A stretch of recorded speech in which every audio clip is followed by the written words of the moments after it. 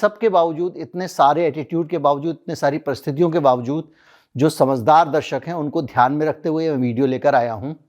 और ये वीडियो है पूरा हिजाब वाले मामले पे। जिसको वामपंथी का सर्टिफिकेट देना है, दक्षिणपंथी का सर्टिफिकेट देना है, एक्सट्रीमिस्ट का सर्टिफिकेट देना है, वो अभी से लिखना शुरू कर दो। हिजाब स्कूल यूनिफॉर्म में सही है या नहीं, ये एक चर्चा हो रही है और इस पूरे मामले को एक नया रंग और एक दिशा दी जा रही है।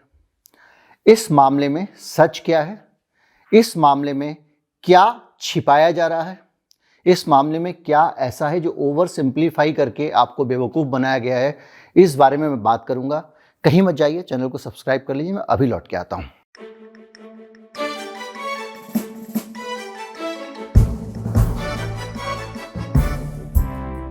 सोशल मीडिया पे हिजाब पे जितनी भी बहस हो रही है, जहां पे भी हो रही है, जो भी कर रहा है, वो सारी की सारी बहस एक चीज के सेंट्रिक है, एक बात पर जाके रुक जा रही है। और वो बात ये है कि स्कूल यूनिफॉर्म में अगर हिजाब उतारने को कहा जा रहा है तो इसको मानने में क्या ऐतराज है। स्कूल कह रहा है तो मान लीजिए। स्कूल की यूनिफॉर्म में एक डिसिप्लिन होता है, ये भी कहा जा रहा है। ये भी कहा जा रहा है कि जो स्कूल है वो एक यूनिफॉर्म इसलिए तय करता है कि किसी भी वर्ग के लोग हों, किसी भी धर्म के लोग हों, किसी भी जाति के लोग हों, सब एक समान रह सकें, एक तरीके से पढ़ सकें। इसलिए वहाँ पे हिजाब जो है वो अलग से एक अलग पहचान बनाता है, इसलिए नहीं होना चाहिए। कुछ लोग कह रहे हैं अनुशासन का मामला है, अगर एक स्कूल में यूनिफॉर्म का वो हिस्सा नहीं है तो उसको माना जाना चाहिए। आमतौर पे यही तर्क लगातार दिए जा रहे हैं और उन सारे तर्कों की जो माँ है वो तर्क ये है कि स्कूल के अंदर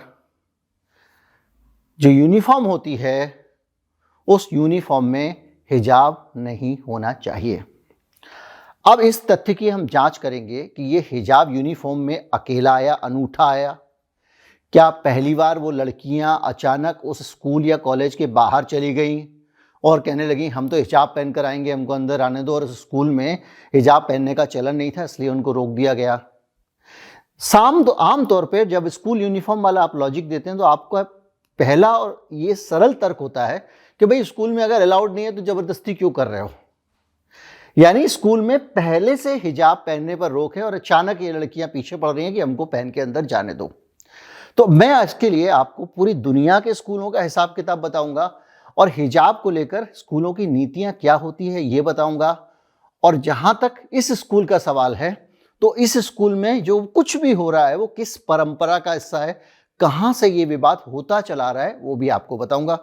सबसे पहले मैं बात करता हूं हिजाब को लेकर भारत के स्कूलों में हिजाब की स्थिति क्या है। भाई आप सरकारी स्कूल है, ये भी तो सरकारी स्कूल में हिजाब पहनने की इजाज़त है या नहीं है। आप मॉडल स्कूल इस देश में किसको मान के चलेंगे। मेरे ख्याल से मॉडल स्कूल पूरे भारत में, कॉलेज में तो वैसे भी यूनिफॉर्म नहीं होती है, जो जिसको पहन के जाना जाए। मॉडल स्कूल आप मान के चलेंगे केंद्रीय विद्यालय को। केंद्रीय विद्यालय एक सेंट्रल स्कूल का एक स्कूल है जो पूरे देश में इसके स्कूल खुले हुए हैं और मूलतः उसका जो बनाया गया वो इसलिए बनाया गया कि जो केंद्रीय कर्मचारी हैं उनके बच्चों के पढ़ने के लिए एक व्यवस्था, उनका ट्रांसफ़र हो जाता है। आज साउथ इंडिया में है तो कल नॉर्थ इंडिया में है, तो उनके बच्चे कहाँ पढ़ें। तो मैं आपको ये बता दूं कि मैंने जब ये पड़ताल की कि केंद्रीय विद्यालय में क्या वहाँ पर हिजाब की इजाज़त है, तो मुझे ये 2012 की एक न्यूज़ क्लिप मिलती है। इस न्यूज़ क्लिप में 2012 की ये बताया गया है कि केंद्रीय विद्यालय ने national institute of fashion technology से एक अपनी यूनिफॉर्म डिजाइन करवाई।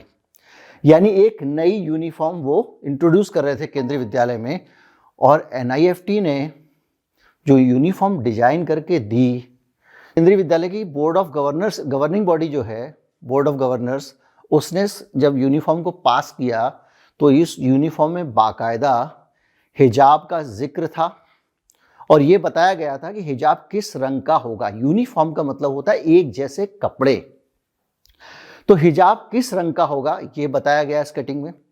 और ये जो हिजाब बताया गया किस रंग का होगा, इसके साथ में ये भी बताया गया कि वो जो यूनिफॉर्म के कपड़े उनके कलर का होगा, और एक लाइट ग्रे कलर जो था वो हिजाब के लिए तय किया गया था। इसी तरह से जो पगड़ी होती है, जो सिख बच्चे पहनते हैं, जो 10वीं क्लास से बड़े बच्चे जब पगड़ी पहनेंगे, उनके लिए भी केंद्रीय विद्यालय में एक प्रावधान था कि ग्रे कलर की ही पगड़ी होगी और ग्रे कलर से कंट्रास्ट लेते हुए लाल या कोई दूसरा कलर उसके साथ इस्तेमाल कर सकते हैं बच्चे अगर चाहें तो विविधता लाने के लिए, वरना ग्रे कलर की पगड़ी जो यूनिफॉर्म के साथ में पगड़ी है वो मान्य होगी। यानी भारत में पहले से जो स्कूल्स हैं सारे के सारे, उसमें हिजाब चला आ रहा है, तो ये लड़कियां अचानक वहां पे हिजाब की मांग लेके नहीं गई।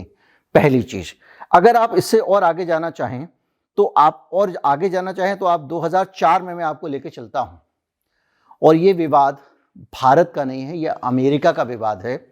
ओक्लाहोमा में एक स्कूल है, बेंजामिन फ्रैंकलिन साइंस एकेडमी। इस स्कूल ने एलेक्सा एकोस्टा नाम की एक लड़की को कहा कि आप हिजाब उतारिए। 2004 की बात है, 18 साल पहले।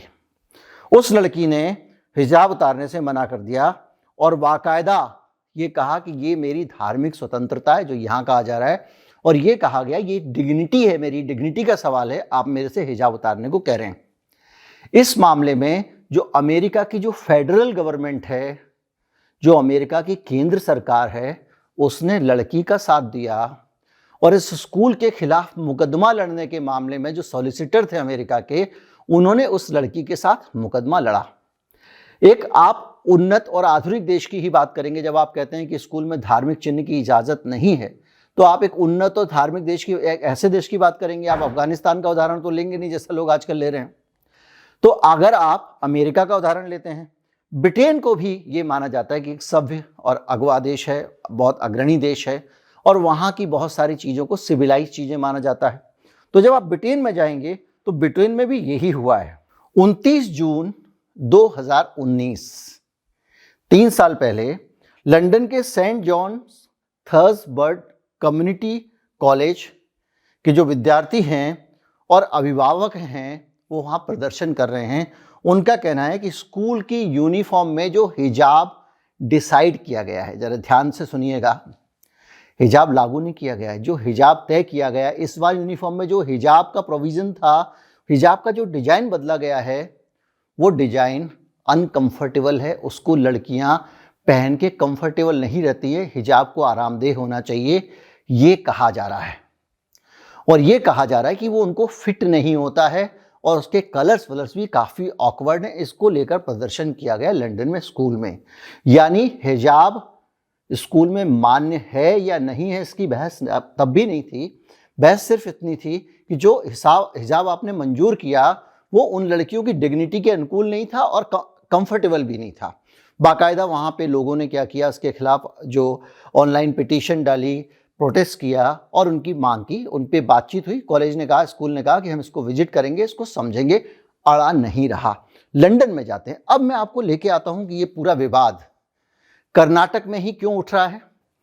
कर्नाटक को रेडिकलाइज करने का काम लंबे समय से चल रहा है, और कर्नाटक दक्षिण भारत में हिंदुत्व की एक नई प्रयोगशाला है, और दक्षिण में हिंदुत्व को ले जाने के लिए कर्नाटक को ये माना जा रहा है कि ये गेटवे है जहाँ से हम दक्षिण में घुसेंगे। श्री राम सेना वहीं बनती है, गौरी लंकेश की हत्या होती है, और ऐसे बहुत सारे उग्र वहाँ पे कार्यक्रम चले हैं अभी हाल में, और पहले से भी वहाँ चला आ रहा है। मैं आपको ये खबर दिखाता हूँ।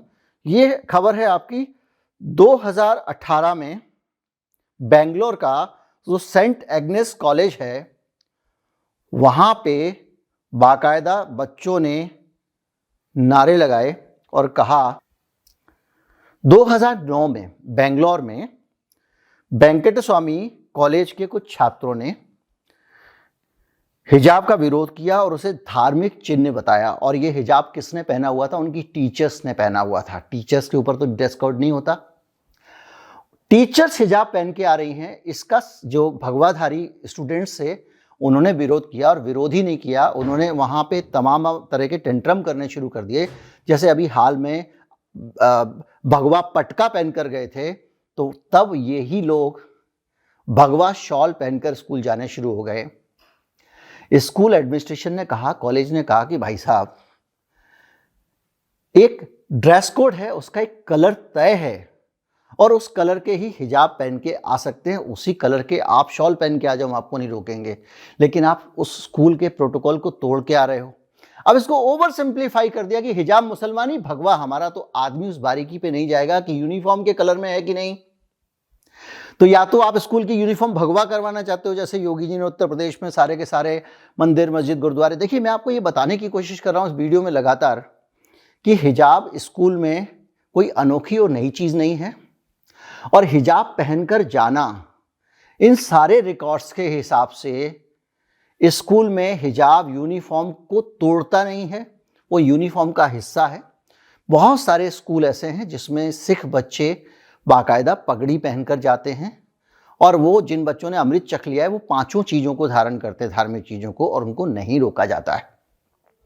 बहुत सारे स्कूल हैं, और उनमें उनके कहीं आप कहेंगे तो मैं आपको अलग से उनकी तस्वीरें डाल दूंगा। जैसे दिल्ली में बहुत सारे स्कूल हैं जिनमें आप जाके देख सकते हैं, और कभी किसी ने इसको लेकर कोई सवाल नहीं उठाया कि आप पगड़ी पहन के क्यों आ रहे हो, हिजाब पहन के क्यों आ रहे हो। ये जो सवाल है जो मैंने बताया, ये उठना कर्नाटक में ही शुरू होता है, और 2009 का मैंने उदाहरण बताया। 2018 में अचानक कर्नाटक में नई सरकार बनी थी, याद करिएगा, एक नया बवाल शुरू हो गया कि लड़कियों को हिजाब पहन के स्कूल में नहीं घुसने देना चाहिए। यानी 2018 में भी लड़कियां पहले से स्कूल में हिजाब पहनकर आती थीं, और लड़कियों को हिजाब पहनने से रोका जा रहा था। और इस बार भी पहले से हिजाब पहन के चली आ रही लड़कियों को स्कूल में रोका गया। ये नहीं था कि स्कूल में यूनिफॉर्म जो थी उसको तोड़ के वो हिजाब पहन के आना चाहती थी, जो इसमें बनाया गया। अब इस पूरे ओवर सिंप्लीफिकेशन के बीच में तरह तरह 2009 में जब ये सिलसिला शुरू हुआ मैंगलोर में वेंकट स्वामी कॉलेज में, तो उस वक़्त ये काम स्टूडेंट्स ने किया था। उसके बाद भी जब ये सिलसिला हुआ तो स्टूडेंट्स ये काम कर रहे थे। अब सत्ता में और ताकत आने के बाद कुछ लोग स्कूलों के प्रशासन में पहुंच गए हैं, और अब वो उसी सोच, उसी मानसिकता से स्कूल चला रहे हैं, और इसीलिए उस मानसिकता के कारण इन लड़कियों को रोका जा रहा है। ये एक मूल तथ्य है जो हम सबको समझ लेना चाहिए। जैसे कि एक वीडियो बनाया गया, उसमें एक लड़की को काले कपड़े पहनाए गए, और वो कह रही है कि जामिया मिलिया इस्लामिया में लड़कियों को एक खास ड्रेस कोड पहनने के लिए मजबूर किया जाता है, जबकि ऐसा नहीं है। सरस्वती शिशु मंदिर की भी कई तस्वीरें आपको गूगल पे मिल जाएंगी, जिनमें आचार्य जी जो लोग वो यूनिफॉर्म में जाते हैं, क्योंकि संघ एक यूनिफॉर्म पसंद करने वाला संगठन है, और वो अनुशासन को गर्व के साथ देखते हैं। अब इसी तरह से केवल भारत में, ब्रिटेन में इसकी बात नहीं, नाइजीरिया में हम जाते हैं। नाइजीरिया में एक बड़ा बंटवारा है, जो साउथ का नाइजीरिया है, पूरा 50-50% आबादी है, वो ईसाइयों का इलाका है, और जो नॉर्थ नाइजीरिया है वो सारा का सारा मुस्लिम्स रहते हैं, मिलजुल के रहते हैं। और वहाँ पे जो सरकार बनती है वो भी बड़ी सेकुलर टाइप की बनती है। वहाँ धर्म को कोई बहुत ज़्यादा जैसे हमारे यहाँ लड़ते हैं, क्योंकि हमारे यहाँ अंग्रेज़ों ने फूट डाल के ही इस भारत के बंटवारे कराए थे धर्म के आधार पर, तो वो दिलों में जो अंदर जो हमारे दिमागों में बो दिया गया था वो अभी तक जिंदा है। इसलिए साउथ एशिया में ये धार्मिक झगड़े ज़्यादा हैं दूसरी जगहों के मुकाबले। तो नाइजीरिया में क्या हुआ, अचानक कुछ लड़कियों के हिजाब पहनने पर रोक लगा दी गई थी। मामला कोर्ट में पहुंचा, और ये खबर है 2012 की, 24 जुलाई 2012 की खबर है। और इस खबर में ये हुआ कि लड़कियां जब हिजाब पहनकर जाने का उन्होंने विरोध किया, तो लागोस कोर्ट में ये फैसला हुआ। 5 जजों की पीठ ने फैसला किया, और जो 5 जज थे, पांचों की पांचों जज मुसलमान नहीं थे, और उन्होंने फैसला किया कि हिजाब लड़कियों की डिग्निटी का सवाल है, लड़कियों को अधिकार है कि वो हिजाब पहनकर स्कूल आएं, और उनको रोका नहीं जा सकता। उसके बाद से नाइजीरिया में हिजाब लगातार पहना जा रहा है, लगातार 30 जून 2015, ये अमेरिका की खबर है। ये थोड़ा सा और कान खड़े करेगी, और ये खबर बताती है कि न्यू जर्सी के क्लिफ्टन हाई स्कूल में एक लड़की को बेस्ट ड्रेस्ड का अवार्ड दिया गया, सबसे अच्छे कपड़े पहनने का अवार्ड। ये लड़की फिलिस्तीनी मूल की लड़की थी और हिजाब पहना करती थी। यानी अमेरिका के समाज में हिजाब पहनना या नहीं पहनना इतना ज़्यादा मायने नहीं रखता है। और यही वजह है कि जो बाइडेन का जो एडमिनिस्ट्रेशन है, उसका जो अंतर्राष्ट्रीय धार्मिक स्वतंत्रता मामलों का जो राजदूत है, ambassador at large for international religious freedom, वो ट्वीट करके कह रहा है कि हिजाब पहना भारत की लड़कियों का अधिकार है, उनका धार्मिक स्वतंत्रता का मामला है। अब ये पूरा मामला इंटरनेशनल हो गया। जो चीज़, छोटी सी चीज़ उस कॉलेज को समझ लेनी चाहिए थी, वो कॉलेज ने नहीं समझी। उसका टीकाधारी जो एडमिनिस्ट्रेटर था वो जिद पे अड़ गया और उसको मसला बनाए रहा, क्योंकि उसी कॉलेज में पहले के सालों में लड़कियां हिजाब पहन के आती रही हैं और उसने उसका बवाल खड़ा किया। और वो बवाल बढ़ते बढ़ते बढ़ते बढ़ते, चूंकि अब आप किसी की ये किसी एक छोटी बात नहीं है, किसी कॉलेज की 4 लड़कियों की, ये एक अभियान है जो मैंने बताया कि 2009 से चला आ रहा है और कर्नाटक में लगातार एक खास जगह पे हमला किया जा रहा है बार बार। तो लड़कियों को विरोध करना था और ये मामला उठा तो अब दूर दूर जा रहा है, अंतर्राष्ट्रीय मंचों पे उठ रहा है, भारत की बदनामी हो रही है। अब लोग कह रहे हैं भारत की बदनामी हो रही है, तो भाई ऐसा काम ही मत करो ना। इतने दिनों के अंदर कर्नाटक की सरकार को सीधे सीधे स्कूल को ताकीद कर देना चाहिए था कि भाई साहब आप धार्मिक स्वतंत्रता में दखल ना दें, मसला खत्म हो जाता। एक एक्सप्लेनेशन मांग लेना चाहिए था कि ऐसा नया क्या हो गया कि आप हिजाब के खिलाफ कार्रवाई कर रहे हैं। लेकिन चुनाव चल रहा है तो कोई भी इस चक्कर में फेयर होना नहीं चाहता। जो मैंने आपको बताया कि जो आइडियोलॉजिकल एक्सट्रीमिज्म है, देखिए मैंने ये नहीं कहा कि हिजाब अच्छा है, मैंने नहीं कहा खराब है, मैंने आपको ये भी नहीं कहा कि हिजाब लगाना चाहिए नहीं लगाना चाहिए। मैं आपको एक ग्राउंड रिकॉर्ड बता रहा हूं कि जिस एक बेसिक लॉजिक को आप लेके चल रहे हैं, जो एक फालेसी पैदा की गई है कि लड़कियां स्कूल की यूनिफॉर्म का नियम तोड़ना चाहती हैं, उसकी मैंने जांच की और वो जांच बताती है कि स्कूलों में हिजाब पहनना कोई अजीबोगरीब और नई बात नहीं है। ये एक सामान्य व्यवस्था है, उसको तोड़ने की कोशिश की जा रही है। बहती धारा वाला जो शिक्षा का सिस्टम, ये नहीं था कि लड़कियां हिजाब ना पहने, एक बहती धारा वाला सामान्य सिस्टम था जिसमें लड़कियां हिजाब पहनती थी। उस सिस्टम को तोड़ने की कोशिश की प्रशासन ने, जिसके कारण सारा का सारा झगड़ा हुआ। अब आप मेरी राय पूछेंगे, मेरी राय है ये है कि मुझसे अगर पूछेंगे, मेरी राय से देश चलता हो, समाज चलता हो, संविधान चलता हो। देश संविधान एक तय कार्यक्रम के अनुसार चलता है और सभ्यता भी एक तरीके से चलती है। मेरी राय ये है कि किसी भी प्रकार के, किसी भी तरह के धार्मिक चिन्ह को, वो किसी भी प्रकार का हो सकता है, कोई भी प्रार्थना हो सकती है, कोई भी मूर्ति स्कूल में स्थापित हो सकती है, या कोई बुर्का हो सकता है, या नमाज हो सकती है। मैं किसी भी चीज़ को नहीं चाहूँगा कि वो समाज में ऐसे हो कि दूसरे को पता चले। ये सब चीज़ें घर के अंदर होनी चाहिए, लेकिन देश मेरे तरीके से नहीं चलेगा। ये मेरी चाहत हो सकती है, वो भगवा वाले जो लड़के थे उनकी कुछ और चाहत हो सकती है, लेकिन ये देश, जो इस देश के संविधान में लिखा हुआ है, उस तरीके से चलेगा। हमने 1947 में एक सभ्य देश चुना था। ये सभ्य देश 200-400 साल पुरानी किसी कूड़ मगज मानसिकता से नहीं चलेगा। ये देश किसी पिछड़े धार्मिक संस्कार से नहीं चलेगा, वो किसी भी धर्म का हो। ये देश एक धार्मिक संविधान नहीं है हमारा, ये देश एक सिविलाइज संविधान से चलेगा, सभ्य संविधान से चलेगा। उम्मीद करता हूँ वीडियो आपको अच्छा लगा होगा। अच्छा लगा हो तो ज़्यादा से ज़्यादा लोगों तक पहुँचाएँ। चैनल को सब्सक्राइब कर लें। जो लोग असहमत हैं या जिनको कुछ और तर्क मिलते हैं जो मेरी बात को काटने वाले हैं, कमेंट में ज़रूर लिखें। उम्मीद करता हूँ आप इसे ज़रूर शेयर करेंगे। उम्मीद करता हूँ कि अगर आप इस चैनल की मदद करना चाहेंगे तो आप उस जो मेरा UPI ID डिस्क्रिप्शन में है उसके ज़रिए भुगतान करेंगे। बारकोड स्क्रीन पर है, उसको भी आप स्कैन करके भुगतान कर सकते हैं। नमस्कार, जय हिंद।